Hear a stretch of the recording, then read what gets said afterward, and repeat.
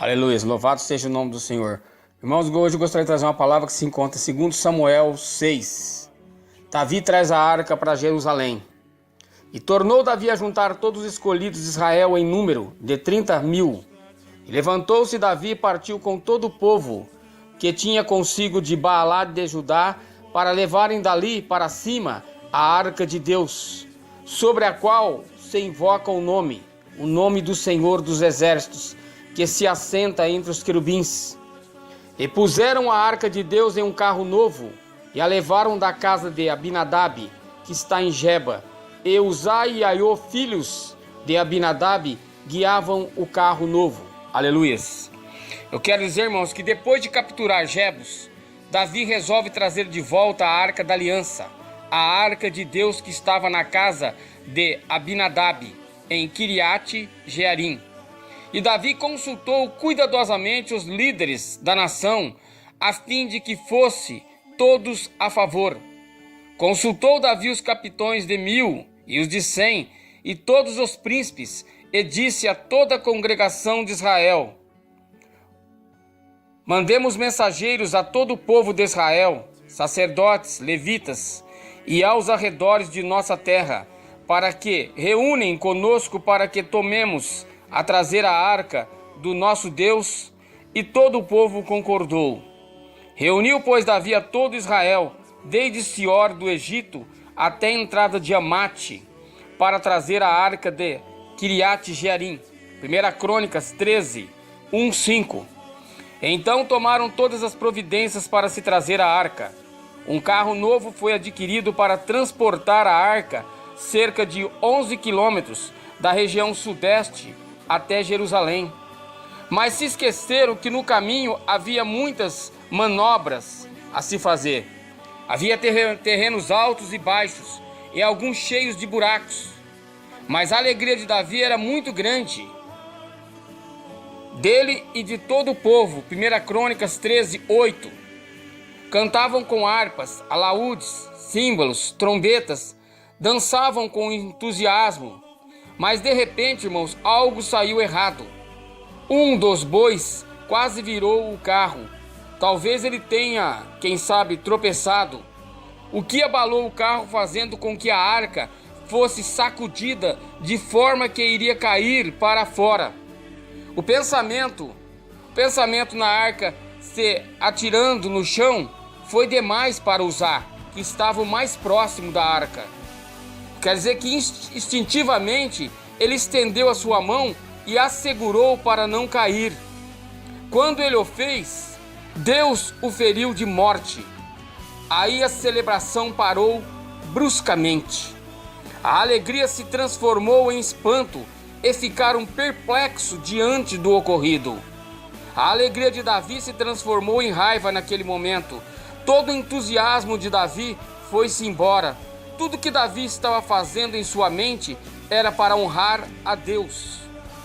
Davi até pensou e simplesmente não entendia por que Deus haveria de ferir um homem que durante anos ajudou a cuidar da arca.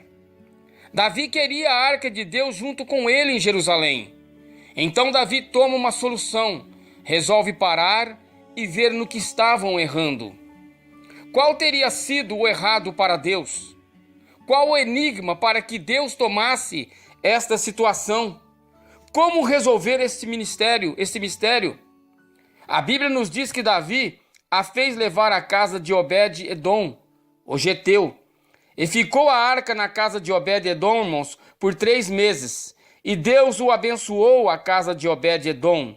Irmão, nesses 3 meses ficou Davi a consultar a Deus o como trazer de volta para Jerusalém a arca do concerto. E Deus fala com Davi para ele voltar lá atrás e a consultar sobre as leis e as palavras escritas por Moisés a respeito do tabernáculo e da arca da aliança. E assim ele o fez. E me farão um santuário para que eu possa habitar no meio deles, segundo tudo o que eu te mostrar, para modelo no tabernáculo e para modelo de todos os seus móveis, assim mesmo o fareis.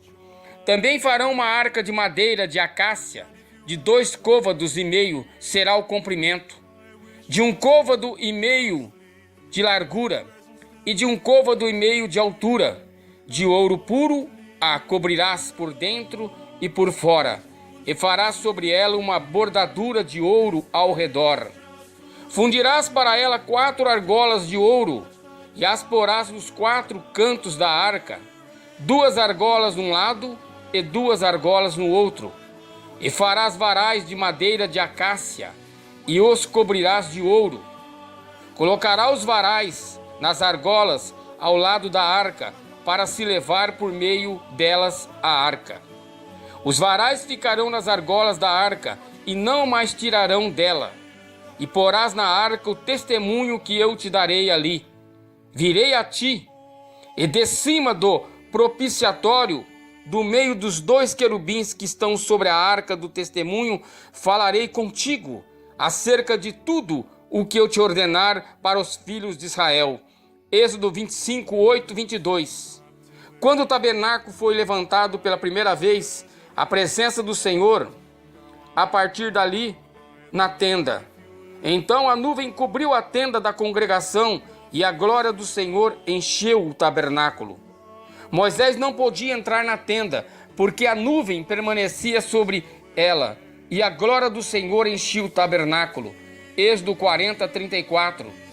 Deus deu instruções bem claras a respeito da arca.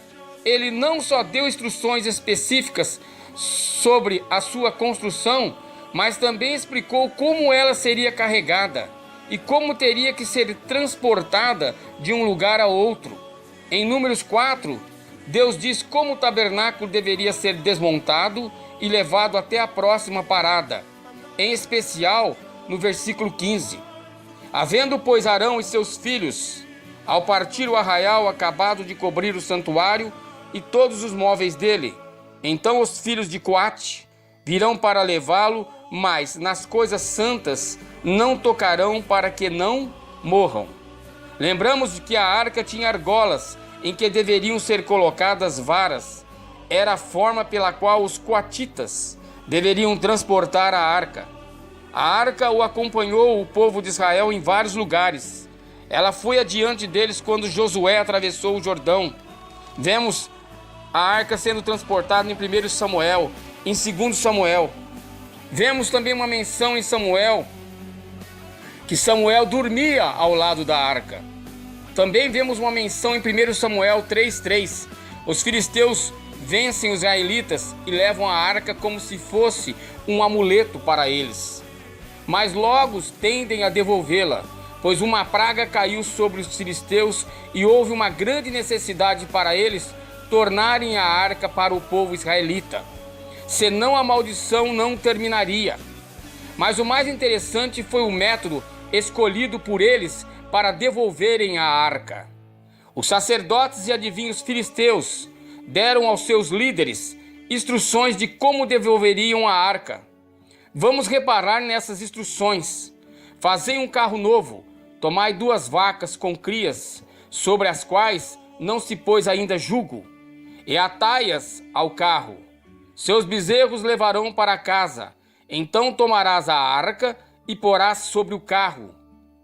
E colocarão num cofre ao seu lado as figuras de ouro que haveis de entregar como oferta pela culpa. E deixai-a ir. Reparai se subir pelo rumo de seu território até Bet-Semes. Foi ele que nos fez este grande mal.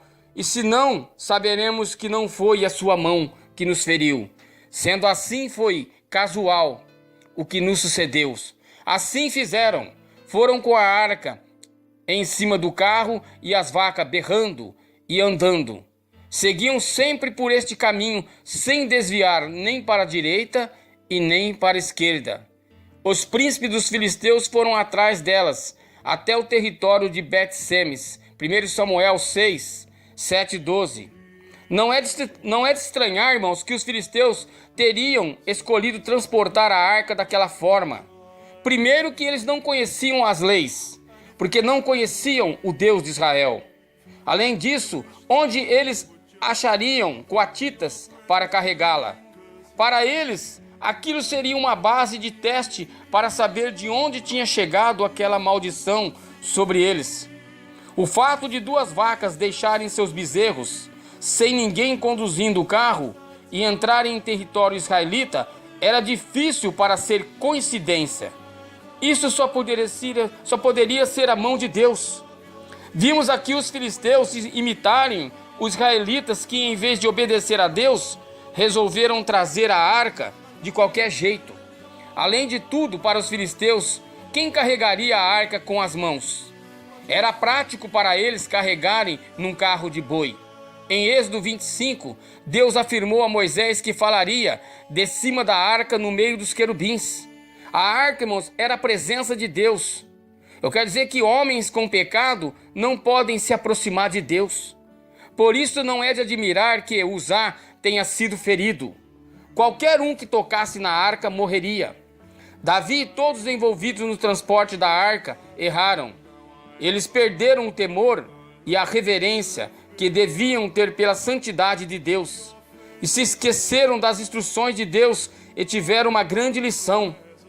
Quando a arca chegou até Bet-Semes, o Senhor feriu 70 deles, porque olharam para dentro da arca.